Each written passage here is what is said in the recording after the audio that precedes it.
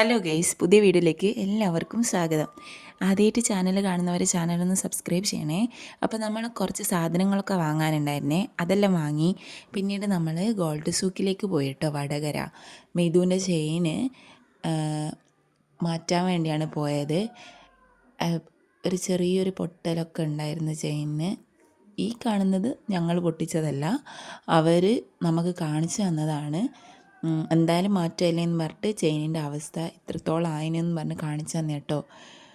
എന്താ ഇങ്ങനെ പറ്റിയെന്ന് അറിയത്തില്ല. അവർ പറഞ്ഞത് ഉറങ്ങുമ്പോൾ യൂസ് ചെയ്തത് കൊണ്ടാണ്.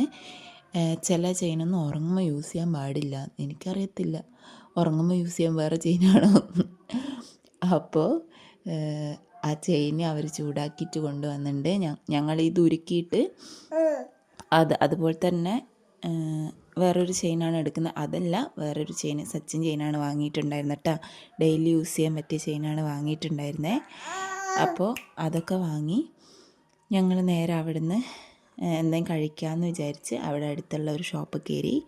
ഷോപ്പിലല്ല, കഫേയിൽ ഒരു കഫേയിലാണ് കയറി ഉണ്ടായിരുന്നു കേട്ടോ. ഇതിനൊരു പേരുണ്ട്, വേറൊരു പേരും കൂടെ ഉണ്ട്, എന്താണെന്ന് ഞാൻ ഓർക്കുന്നില്ല. അങ്ങനെ അവിടെ കയറി ഞങ്ങൾ അമ്മയുണ്ടായിരുന്നു, മിഥു ഞാനുമാണ് ഉണ്ടായിരുന്നത്.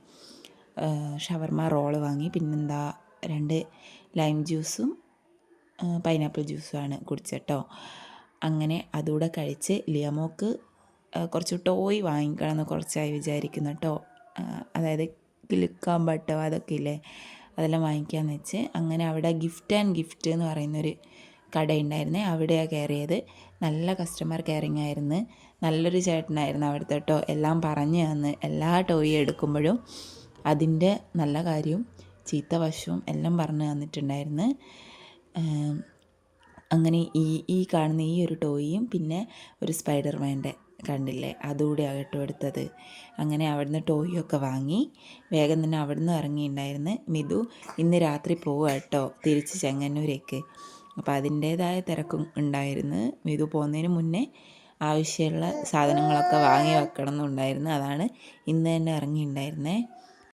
എന്ത് രസമല്ലേ ഈ ഐസ്ക്രീമിൻ്റെ മോഡലിരിക്കുന്നത്, അതിങ്ങനെ ഞെക്കുമ്പോൾ കരയും.